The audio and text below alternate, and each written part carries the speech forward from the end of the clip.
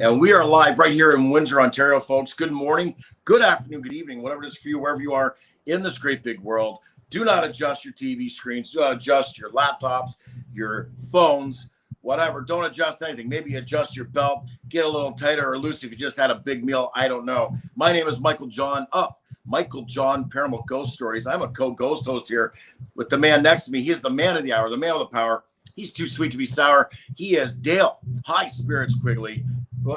Together, we are the voice of the paranormal, the voice for the paranormal, Windsor, Ontario's own, the paranormal voice. And we want to say thank you so much for tuning in live right here, right now, tonight. So many things going on. I'm like a kid in a candy store tonight. We're going to explain why in a minute or two here. But Dale, we got some things going on this weekend. We're going up the road, if you will. Absolutely. What are we doing? Absolutely, man. We are getting ready to head up the road to Lockport, New York, to be a part of the Western Bloc's Family Day Ghost Hunting with our good friend Fred Koopa of the Phantom Buffalo Hunter, or Buffalo Phantom Hunters, and of course Heather, who is the owner of Western Block. They host this thing every Saturday throughout October and a little bit into November, where you can bring your child down. If they've always been interested in learning about the paranormal, you can bring them on down to the Western Block this Saturday or any other Saturday. You log on to paraniagara.com and you get all the information and learn what's going on with this great event. So we look forward to that.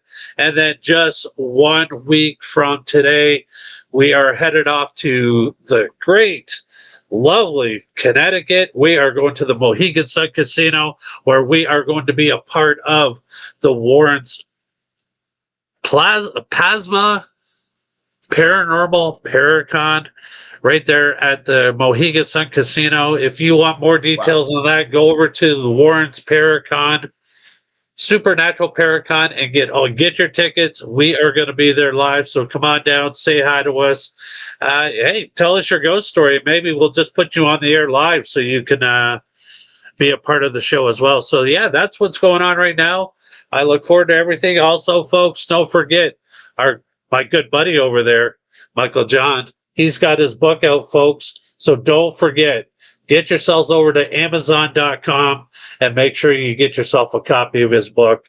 And we're gonna have some of these for sale coming up at near future at some of these events we're gonna be at. So you can buy one in person right from Michael John himself, or in the meantime, if you want to get ahead of the game, order it off Amazon.com or Amazon.ca and get yourself a copy. It's going to be absolutely amazing. I have not started reading it yet.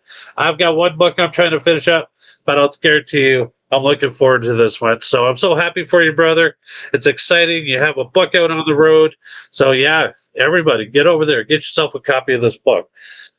But in the meantime, let's get to our exciting guest. I've been waiting for this. I've been hearing so much about this guy from Michael John. It's like, I already know the guy, and I haven't even talked to him yet. Yeah, and you know what? For me, I've got Luna. Everybody knows my cats. Luna Bobuna, Piper, Nooch. Hello, Kyle Mangus. Thank you so much for popping in, brother. Great to see you. You're going to love the show tonight. Stick around. So yes, Luna Bobuna, my tripod kitty, has sat around with me many occasions in front of my laptop with me, listening to this show. But not only does he have this show, I'm going to mention that in a minute. We're going to get to the point of that. But he also has a show called My Bigfoot Sighting, also Bigfoot Eyewitness Radio podcast as well. Also, My Paranormal Experience, where I'm on there pretty well going through all of my paranormal experiences over the past almost 30 years. It's about an hour long. He gave me an opportunity to go on there, and I recorded that. I don't remember the episode off the top of my head. Damn it. I apologize for that. But yes, let's get to the point here, folks. With all the other stuff this gentleman's got on his plate, the thing that caught me, I'm a cryptid fan. I love my Bigfoot, Sasquatch stuff. One night on a weekend at work, I'm always playing podcasts in the background. Good old YouTube algorithm. It went from a Bigfoot podcast all of a sudden to what was called Dogman Encounters Radio. And I heard this man's voice, welcome to Dogman Encounters Radio. And he's going on and he gets guests on. These are all eyewitnesses that have been through experiences with the one and only Dogman. And I was hooked ever since. He's got, I believe, 8-9 years. This has been around, Dogman Encounters Radio. I do want to say this: not only he's had hundreds of eyewitnesses come on and share their stories, but he's got hundreds that will never come on that he takes care of. He actually helps them with their PTSD, because it is a very traumatic experience to encounter or be an eyewitness to encounter a dogman. I mean, these creatures can be upwards of 10 to 12 feet. Not an exaggeration. I mean, I was talking to a Marine earlier today, Mark Furlhatty, who just wrote a book as well. I was doing a pre-record with him. I was talking to him, and this guy was also talking about that. But here's the thing: going back to our guest here, this gentleman helps out people that he'll never have on the show. It's not all about making a buck or what have you, or getting people on a show to get numbers on YouTube. He's about helping eyewitnesses, and that's something he does on the side. He doesn't need them to come on his show. He's out there helping people go through this trauma, because it is traumatic. And a lot of cases, who do you talk to? Who do you turn to? Anybody out there listening who's had an encounter, an eyewitness encounter, and they have not spoken about it, and it's just, giving them nightmares at night, this is the gentleman you want to reach out to. Host of Dogman Encounters Radio, right here live on the Paranormal Voice. Ladies and gentlemen, please help us welcome Vic Cundiff to the show. Hey, thanks for having me, guys. I appreciate it. Thank you so much for coming on, Vic. We appreciate it. Yeah, no, absolutely. No, this has been one of our favorite topics. Talking about is the cryptid world, because I mean, paranormal experiences have been documented for a very long time, hundreds of years, and I'm sure cryptids have as well. But I think cryptids now is coming to the forefront in the last few years or so. At least in my eyes, I'm hearing more about it. I don't know if that has a lot to do with what's going on in the world today, but we are certainly going to ask you about that. So I just want to say thank you so much for taking your time out of your schedule to join us here today. We look forward to this. So let's jump right into this. What got you interested in the cryptid world? Well, I've always been interested in things that go bump in the night, and I love good stories. So I think it was just natural that I was drawn to cryptids and Cryptid Talk Radio. Back in 2007, I think it was, I found out about all these shows that were available. Back then, it was basically listening to these shows on Blog Talk Radio. That was the place to go if you wanted to listen to shows like these. But yeah, I mean, back then I was listening to some Bigfoot related shows, and after some time there was a show that Bear and Tim Kumbo Baker hosted, called Bigfoot Outlaw Radio. Well, after some time of listening to Bigfoot Outlaw Radio, Bear decided to step down and step away from it. And I wasn't really sure if that was just going to leave a void they didn't plan to fill. Didn't know how they're going to deal with that. But as I was listening to one of the episodes, maybe the next episode after he made that announcement, or if not, it was soon after, he said that he thought that there should be a replacement for him.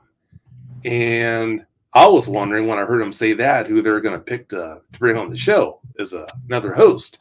Well, I'm sorry, it was Campfire Shadows that he was with. I'm getting ahead of myself here. Well, he said on that show that he thought I would be a good replacement for him, and I was ready to bite my tongue, basically. I couldn't believe that he said that. I was thinking, what? Are you kidding me? I can never do that. So after a couple of weeks, he was kind of at me for a couple of weeks about coming on and doing it because he said he thought I could excel at that. So finally, I thought, you know what? I'm really into this. So why not give it a try? So I did. And I was co-hosting with a gentleman named Shane McMahon, who's since deceased. But I was co-hosting with Shane for, I think it was 2 years. And while we were hosting shows, Bear and Kumbo came back from an outing talking about how someone had seen this dog-faced booger. Well, I knew that booger was a southern term for a Bigfoot, but when I heard them say a dog-faced booger, I thought, what in the world are you talking about? Right. Well, I found out that what they were talking about is actually called a Dogman. And as I looked into this whole Dogman phenomenon, I was really, really drawn to it.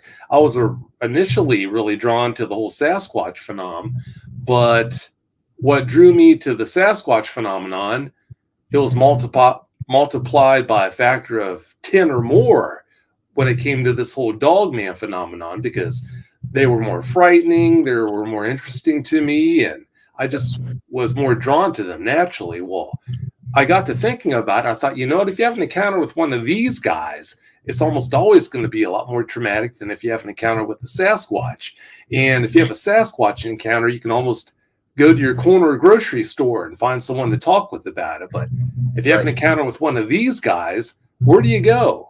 Who do you talk to about this? I thought, well, there's no one that is readily available to contact about this. Well, I thought, yeah, there's a real niche to fill here. So I put the pieces together down the road, and years later, I had dogmanencounters.com up and running, and before I knew it, I had people contacting me from all over the world to let me know about the Dogman Encounters, and I did the best I could to help them. And as the years went by, I just got better and better at helping these people come to terms with their encounters. And I think it was about a year after I started dogmanencounters.com that I aired the first episode of the show, Dogman Encounters Radio, August 22nd of 2015. So that's the story behind it. So, what is that? 8 years then you've been going strong. Yeah, 8 years, a little over 8. And I've listened to so many of those eyewitness encounters. I mean, there's so many. I've learned so much. I mean, I knew nothing about it, but just listening to Dogman Encounters Radio, I mean, you learn about the eye color. I mean, Sasquatch is traditionally orange. Dogman is traditionally yellow, but there are rare cases where it's different colors. And then there's the variants of Dogman, you know, from the thin body types to the jacked up on growth hormone times 100 bodies, you know, the variants, if you will, right? The different heights, the different size, the different heads, like Doberman Pinschers to German Shepherds to wolves to et cetera, right? And the pointy ears and the different ears, even hyena faces in some respects. So, I mean, I'm trying to put it all on the table at once, everything I've learned. It's like passion for me or a sick addiction. I don't know, however you want to look at it. I just love it. It's my thing, right? But much like you, I was right into Sasquatch and Bigfoot, but then when I started hearing your show, that really swayed me to the other side of the tracks, if you will. So thank you for having your show. And one thing I was explaining, we did talk about this backstage. I mean, you help countless people, countless eyewitnesses. I mean, they're traumatized by this. I mean, the fear. I was talking to a gentleman earlier today. I did an interview of an eyewitness, and he was frozen. And this guy was a Marine. He was frozen in fear.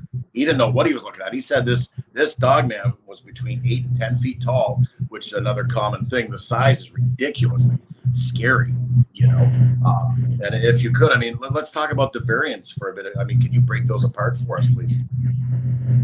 Well, yeah, there are tons of variants when it comes to Dogmen. There are two main categories I put these guys into. I put them into a type where if they have digitigrade style legs like a dog or a horse or a cat, where they have hocks instead of ankles, stifle joints instead of knees, then I call that category canine type Dogmen. And then there's another group that has hominid style legs with knees like we have, ankles like we have. And that group is called type 3s. Some people call them Gugwe, but they have a lot of different names that describe the same thing. They're clearly not a canid, but a lot of people in the South still see them as being dogmen. If you ask them what a dogman is, that's what they're going to point to. In fact, I listened to a show years ago where Hawk Spearman, he's now since deceased, unfortunately, but he was a really well-known dogman researcher. He was actually in an argument on this podcast with Linda Godfrey. And what they were arguing about is Linda was saying that canine-type dogmen are dogmen. That dogmen have hocks and stifle joints. They don't have knees, don't have ankles the way we do or a Sasquatch does. Hawk Spearman was arguing that they do have knees. They do have ankles because he was talking about type 3s and she was talking about canine types.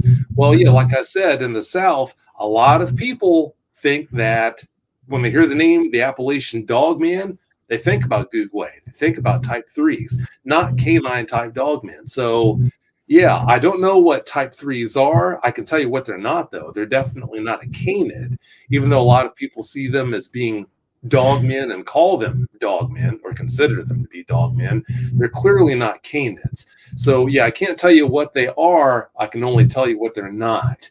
And understand, too, inside of both of those two main categories, yeah, you have a bunch of different variants. On the canine type side, you've got variants, like you said, that can be as unassuming in appearance as Timberwolf, that if it's on all fours, you'd never know it's not just an ordinary Timberwolf. And then when it stands up on his back legs, that's when it gets serious.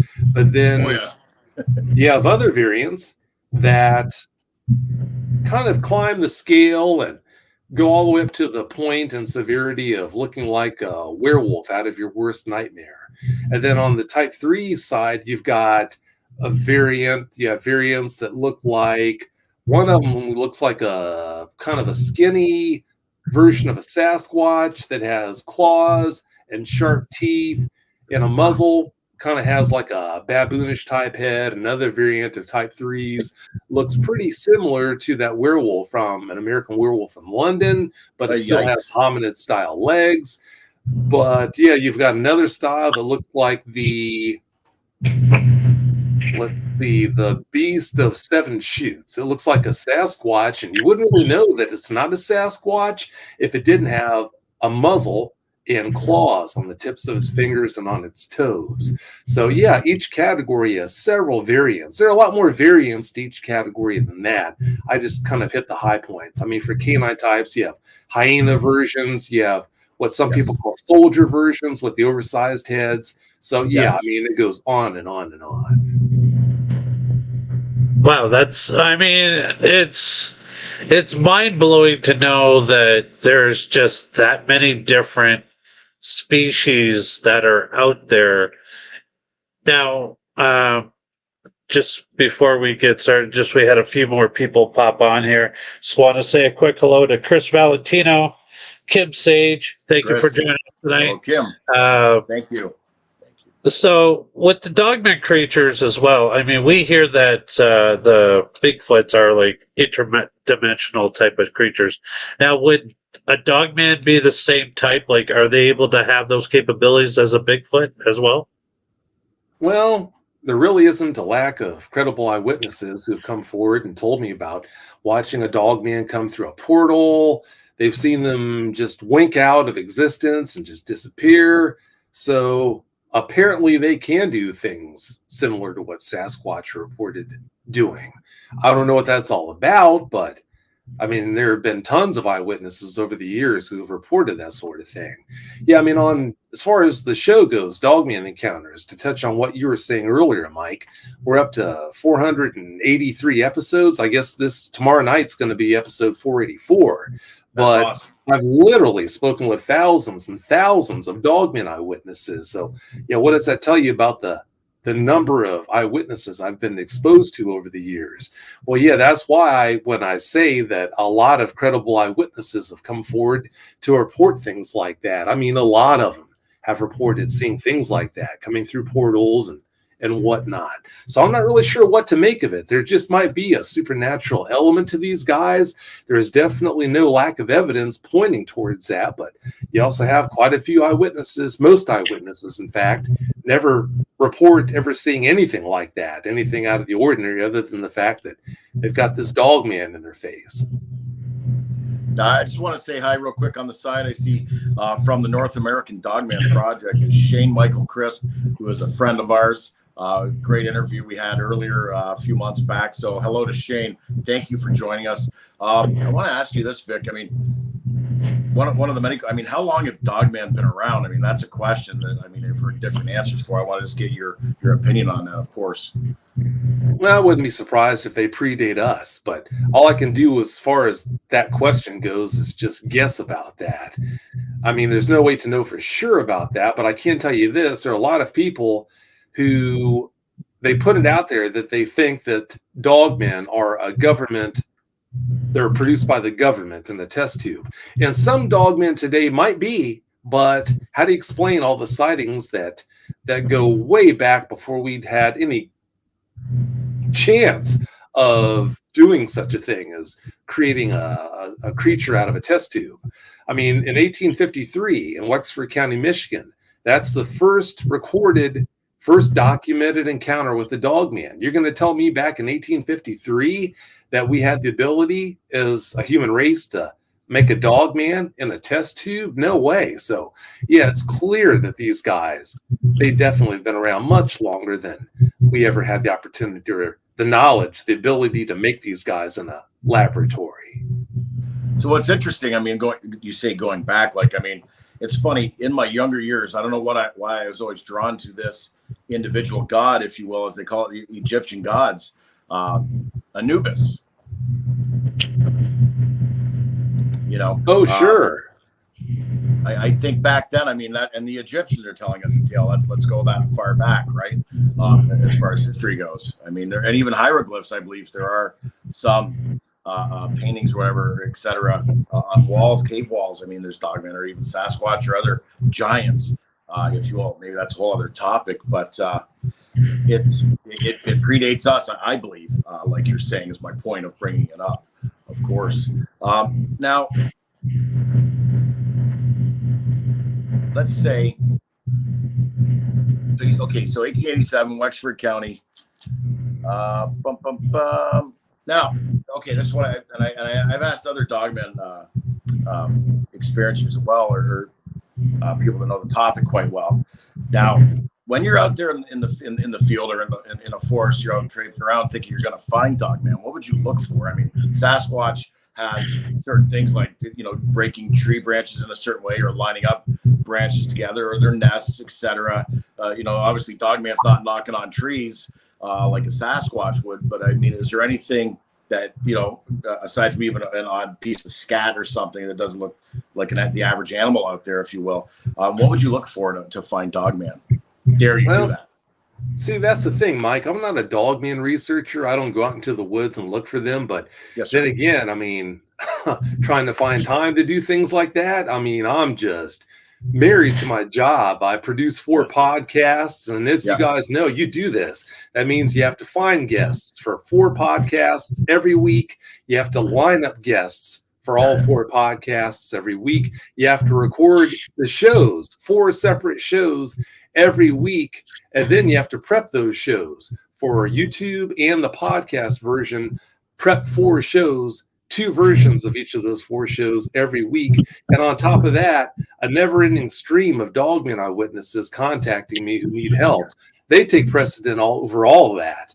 But yeah, to be able to head out into the woods and try to research them, yeah, other people have a life and other people get to go on vacations and all of that sort of thing. But yeah, I mean, I'm literally married to my work. I wouldn't have it any other way, but yeah, I mean, it just doesn't really make doing that sort of thing all that easy. I do have time to steal away every once in a while and go for nice long walks in the woods and everything. There's this idea that I avoid the woods. I don't. I go in the woods where I've got a woods here right behind me that's got Dogman in it and Sasquatch too. I go for 3-mile walks when I can without anyone else with me unarmed in that woods. And No. yeah, guess what? I'm still here, no problems. But yeah, I don't get to do things like that all that often. I just steal away when I can, just to kind of reset. But yeah, to answer your question, I don't go out into the woods researching these guys. I just try to help the eyewitnesses, and I produce those 4 podcasts. Wow, I mean, you are extremely busy. And like I said, I've noticed, maybe you can shed some light on this too. Do you think the cryptid world has exploded since, I would say, the pandemic exploded as well? Would you think this would give people time to actually think more about this idea? Do you think the two have anything to do with each other, or it's just people are more open to the reality that there's creatures out there that they do exist? Well, when the pandemic happened, surprisingly, I think there were fewer people in the woods. Even though you weren't supposed to be out in the woods because of the mandate, I thought a lot of people were going to be out there, but as it turned out, they weren't. So maybe the cryptid saw that as recess or something like that. It's time to come out and play. But yeah, it did seem like sightings kind of ramped up when the pandemic was going on. I don't know for sure there was any correlation between the two, but it sure seemed that way. I mean, you know how it is, guys. You hear this idea that as time has gone by, there are more and more encounters happening. I think what's going on with that is our ability to communicate. No matter where you are in the world, you can easily communicate with anyone else. And I think because of that communication that we have now, the ability to communicate compared to how it used to be, I think that's why it seems like there are so many more encounters. I mean, as I'm sure you guys remember, back in the 70s and the 80s, if you have an experience somewhere in the world, it could take a long time for that to get to the other side of the world, even if it's notable. Well, nowadays, if something happens profound, it'll be across the world in just minutes, literally. Yeah. So Yeah. I think that's why it seems like, I don't think it's how it is. I don't think it's going on where it's a situation where there are more encounters now. I think it just seems to be that way because of our ability to communicate now. Now, on some of your shows, I've heard where the eyewitnesses are talking about, Dogman will leave a trace, like if they're, for food, like let's say a deer, they only eat specific parts of the deer as well, like the guts, the heart, the eyes, and the brain. That would be it. Well, no, I've heard of instances where they've basically eaten the whole thing. Okay. I'm not sure what makes them just go for the entrails in this instance, and then in another instance, they go for shoulder meat and hindquarters of the person. I don't know what is the determining factor on that, but no, they do. At various times, they will go for all the parts of the body. Now, is it maybe, theory, reckless speculation.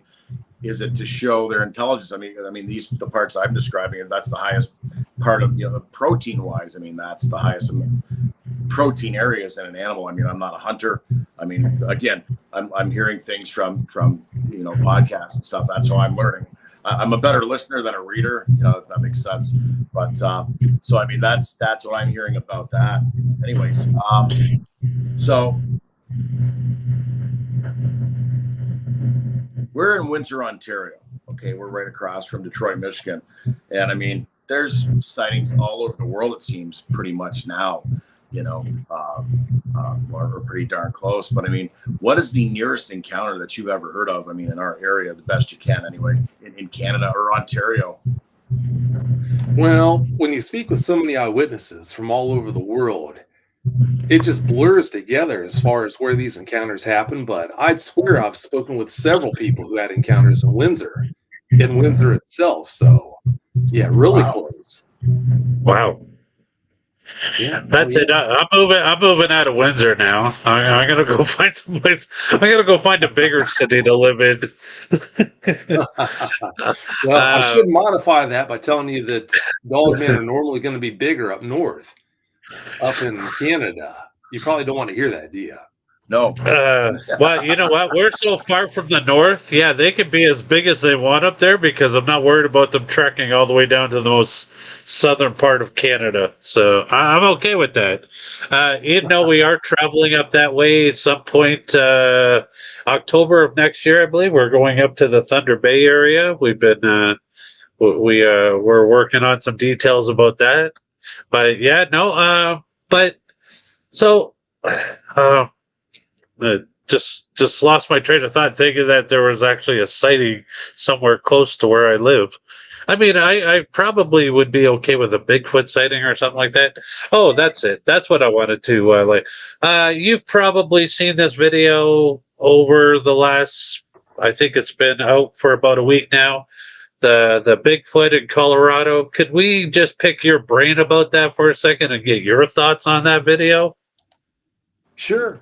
Yeah, I saw a good close-up of that, the subject in that video, and I don't think it's legit. I think it's a fake. I think it's a hoax. Okay. The mask just isn't there. Have you seen the close-up of that video? I have not seen the close-ups. I've only seen I guess it would be the view of the camera distance, where you could see the creature walking along the side and then just squat. It seems like it blends in so well with the rest of the habitat that it just kind of disappears. But you can still see it if you really concentrate on where the creature or whatever it is sits down and kind of just blends in with everything. But no, I will definitely look up to see if there's anything that shows a lot closer view on it. It's out there. If you go onto YouTube here and do a search, I think it'd be pretty easy to find. I didn't search for it. I just happened to stumble upon it.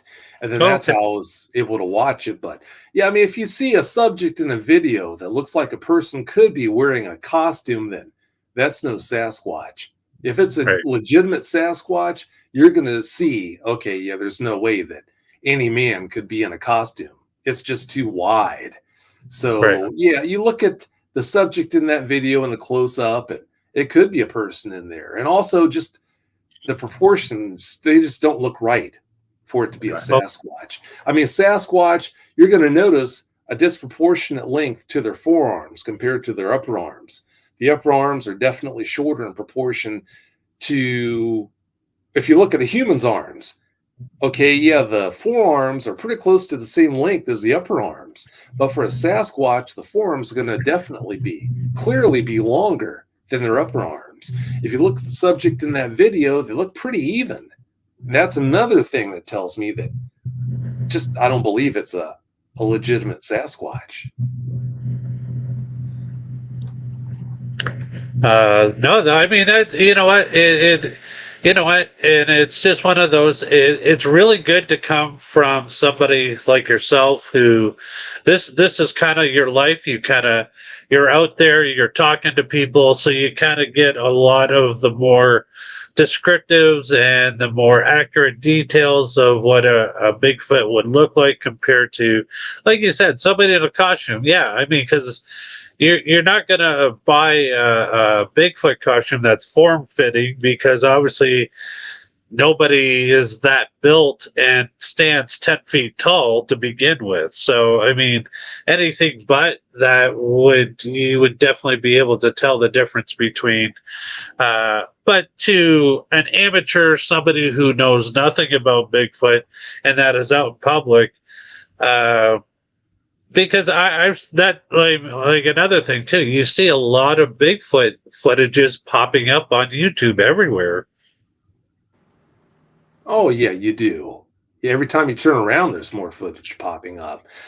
But with our technology, it's a double-edged sword. With all the technology we have now, it just makes it that much easier to hoax things like that. So if you are into debunking videos like this, then your job is just getting harder and harder.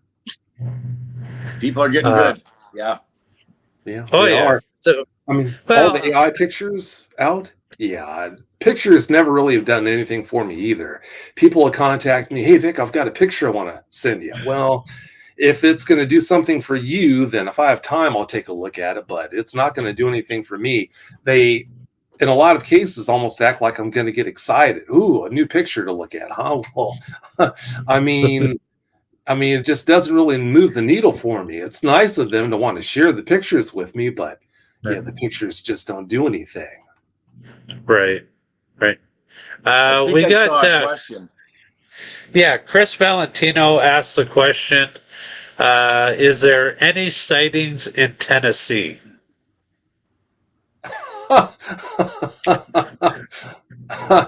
Are you kidding? Oh yeah. Yeah, Tennessee is a hot spot for dogman activity. Tons of sightings. In fact, when I'm asked where I think the hottest places are for dogman activity now, Tennessee, Pennsylvania, Kentucky. Yeah, those are a lot in Texas also, but if I could only name 3 states, I'd say Tennessee, Kentucky, Pennsylvania, probably the hottest right now. There are tons of sightings in New York. Wow. Yeah, there are plenty of sightings still in Ohio and Michigan and in the northeastern states, just like there are out west. But the hottest 3, I'd say, are Tennessee, Pennsylvania, and Kentucky. And that's Wow. you're talking about Land Between the Lakes area for sure, which is, I mean, I'm just learning about that from talking, with other dogman people with dogman knowledge, to say the least. Shane Michael Crisp on the side is saying, Vic was my first ever listen into this phenomena and my inspiration to want to interview dogman eyewitnesses. Hey, Shane, I'm glad I was an influence for you, but yeah, I wish you'd set your sights higher. Thanks for saying that, though. I appreciate it. This comment is from Chris Valentino. It says, awesome. I spent some time in Tennessee, Kentucky, and Ohio. Yeah, those are all hot spots. And this one here is from Donna Roberts. She says, Western Branch, Michigan has a billboard now that says Bigfoot Capital. I believe that it. is.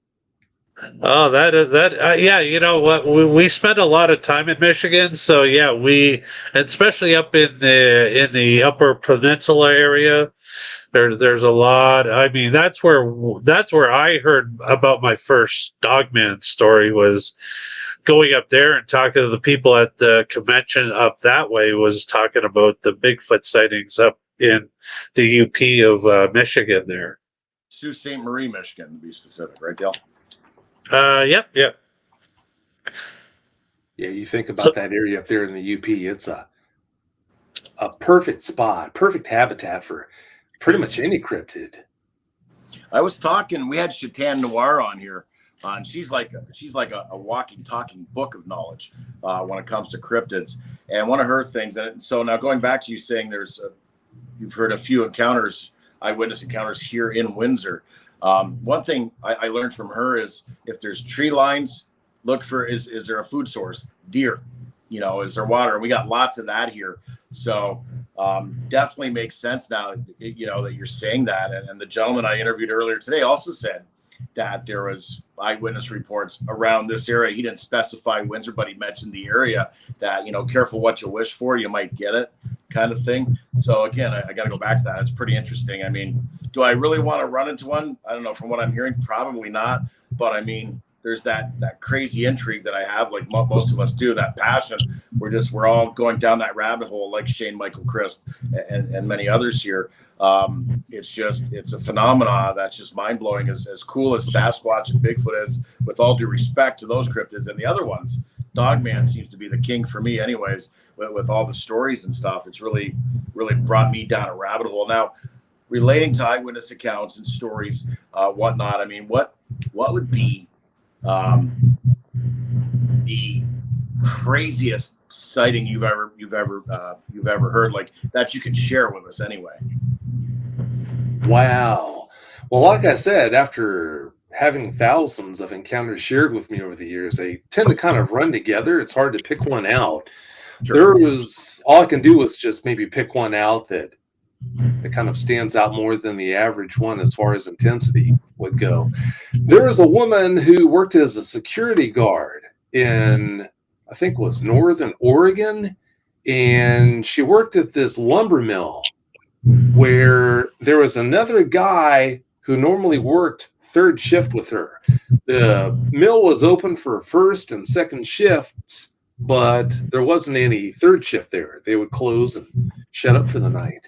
Well, when they were closed, she and this other security guard would keep an eye on the place. And it was a pretty big place too, right on the edge of the forest. It was a really big forest it was next to, or maybe in. Well, one night, I think he called off, or he called her and told her he was going to be pretty late coming in. So she had the place to herself. I can't remember what time it was. I just know it was late. I think it was like 1 or 2 in the morning. And she was a smoker. So after making her rounds as she would normally make inside the structure, inside the building, which was huge, she said. In fact, it had this catwalk network up in its ceiling, this high ceiling inside.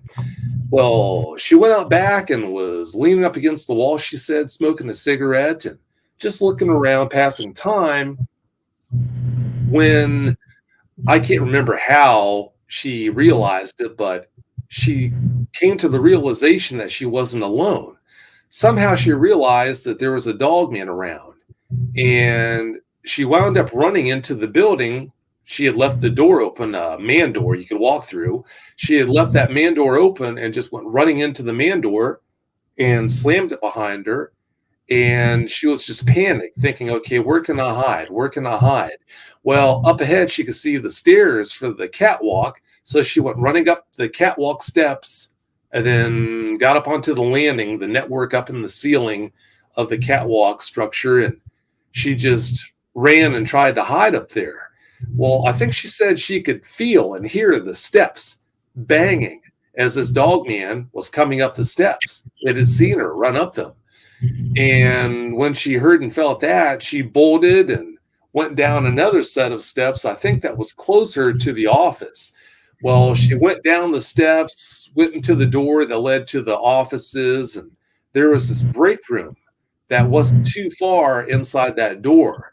So she ran down the hallway, ducked into the break room, shut that door behind her as quietly as she could, and then she was hiding underneath these tables. Their tables were the long style that have like the 2 legs that come down on the ends, whatever.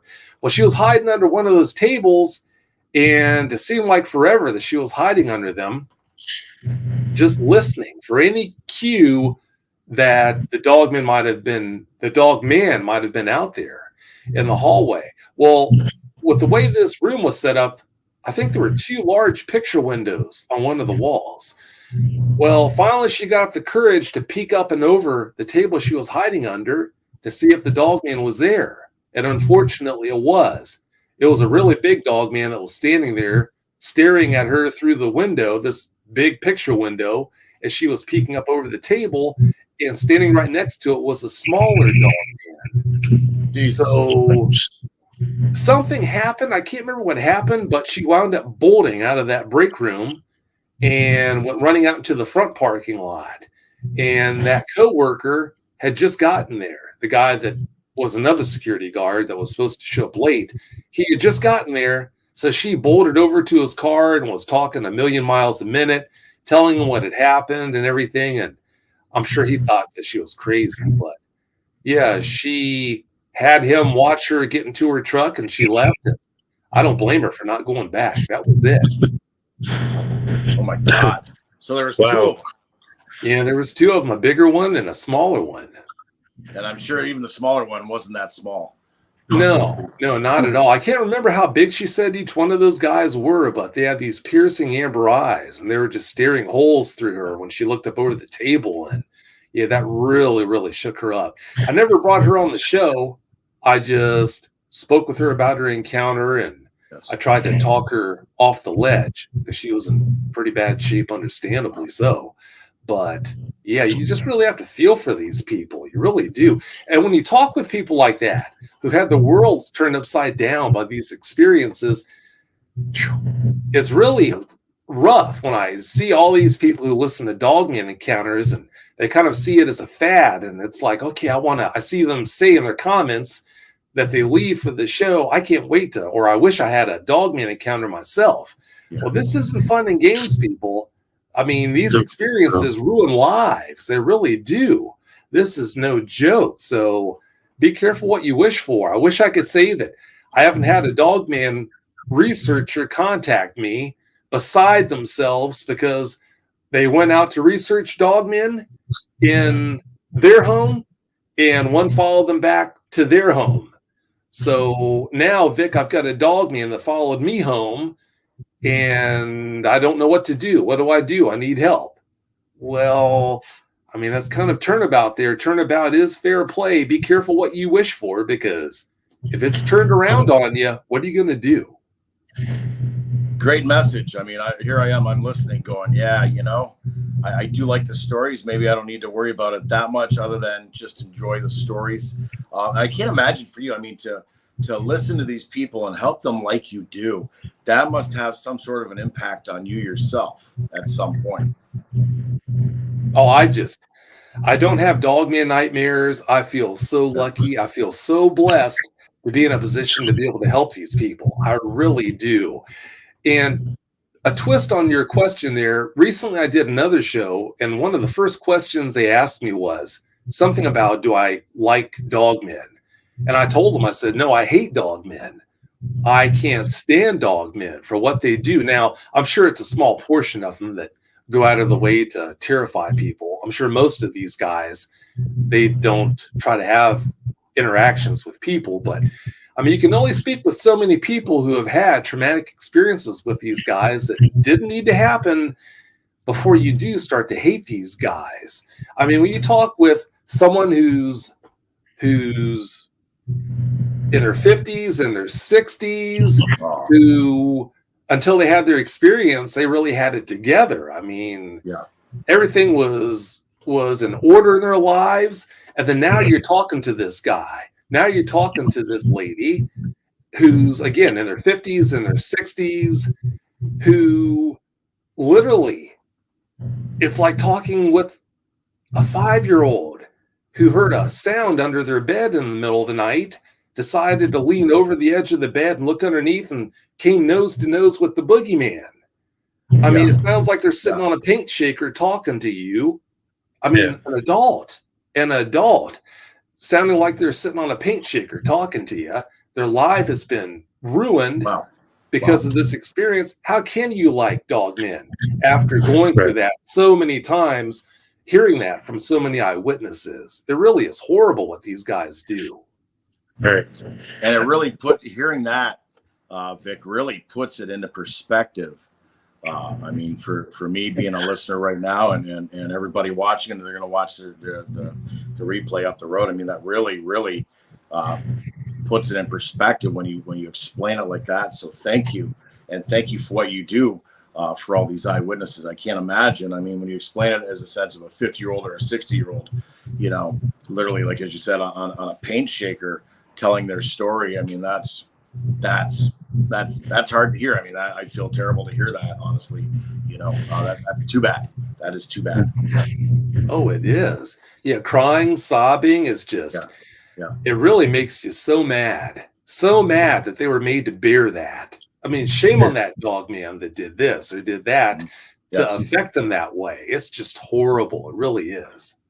All right. So Vic, so we've heard the stories on how Bigfoot can communicate through thought waves or telepathy and stuff like that. Have you come across any of the stories from your Dogman encounters with eyewitnesses saying very similar things? It's like they could hear the creature in their mind and not just like face to face with them. I have. Yeah, that's called mind speak. And yeah, I've spoken with several eyewitnesses, multiple eyewitnesses over the years, credible eyewitnesses who've reported that. So I don't know what's behind all that, but yeah, it's not all that uncommon for an eyewitness to report that. Now you're on several. Before we go here, we're gonna you're on several platforms. You're on, I believe, according to your website here. I'm gonna ramble off here. You're on Amazon Music, Apple Podcasts, Castbox, Deezer Podcast, Google Podcasts, iHeartRadio, Stitcher, Spreaker, Spotify, Podcast Addict, Podbean, Pocket Cast. Did I get them all? No, you didn't. I'm on all of them. Yeah, I handle the podcast side of all of my shows through a podcast aggregate that broadcasts all 4 of my podcasts to every platform. So no matter what your favorite platform is, it's going to be out there. Now, Bigfoot Eyewitness Radio, that's not available on YouTube, but all 3 of the other podcasts are. So no matter how you like to listen to podcasts, you can listen to all the shows and everything. Now, a neat thing you can do too that a lot of people who listen to the shows don't know, if you like Dogman encounters and have an Alexa device or an Echo device, you can always just say, Alexa, play Dogman encounters. And if you say that, then Alexa, or if it's an Echo, then say, Echo, play Dogman encounters. And then she'll play the latest episode of the show. If you want to say, Alexa, play my Bigfoot sighting, then she'll play the latest episode of my Bigfoot sighting. So however it's most comfortable for you to listen and convenient, you can listen to them. Okay. And that's my Bigfoot sighting, my paranormal experience, as well as, of course, the granddaddy of them all, Dogman Encounters Radio. And that's how anybody listening now or up the road can get access to your shows. That's great. Now, have you ever thought about writing a book? I get asked that, but with what time? Sure. Get a ghostwriter, I guess. I don't know. Yeah, definitely. Vic, just for our listeners that are out there, if anybody who's listening to this does have an encounter, what would be the best way for them to get a hold of you to talk about their experiences? If they've had a Dogman encounter and they want help with it, it's really easy. Just go to dogmanencounters.com and submit a report. If you submit a report and completely fill the report out, then I'll contact you. I'll schedule a phone conversation so we can find out what happened to you and have a good conversation about your experience or experiences, as it sometimes happens. And get to the root of the problem and work it out. If you have a desire to be a guest on the show, then we can do that. But like you touched on earlier, there's never a requirement to be a guest on the show. I mean, when people say they want to be a guest, it's kind of a surprise. Oh, you want to be a guest on the show? It's not a requirement. So please know there's never any pressure to do that. That's spectacular, because, like you said, what you're doing is absolutely amazing, helping these people to deal with such a traumatic experience. And because it's not something you could turn to your normal psychiatrist with, because then they're just going to think of you, we need to put this one in a loony bin, obviously, because they just don't understand it. Like, you're out there, you're listening to the stories, and you have an understanding. So kudos to you for helping all these amazing people out there that are dealing with this. But my question to you is we hear about this in the paranormal all the time. People who suffer traumatic experiences, the aftercare is more important than the current care. So how long would you deal with a client that is dealing with this issues? Like, do you help them to a certain point, then you can just say, well, I'm sorry, I just can't go any further? Or do you just continue on until they themselves tell you, thank you so much for your help, but I think I got it from here? Well, in almost every case, when I have a conversation with an eyewitness, some of these conversations have lasted as long as 5 hours. I've literally spoken with an eyewitness for 5 hours before in the first conversation, because that's what was required to make things right. But in almost every case, I'm talking 98% of the time, 99% of the time, by the time we get done talking, they're good. Everything is fine. They don't need any more help. But I do put a bug in the ear to let them know, hey, you're not alone anymore. if you have another experience, if you start having trouble with this again and need more help, you know how to contact me. Send me a message. Let me know that you need more help. And then definitely, by all means, we'll schedule another phone conversation so I can find out what's wrong, what's giving you trouble, and then we'll make things right again. So, yeah, just by making sure they understand that they're not alone, that really helps a lot. Because up until we speak, in almost every case, yeah, these people have been living in a prison with no walls.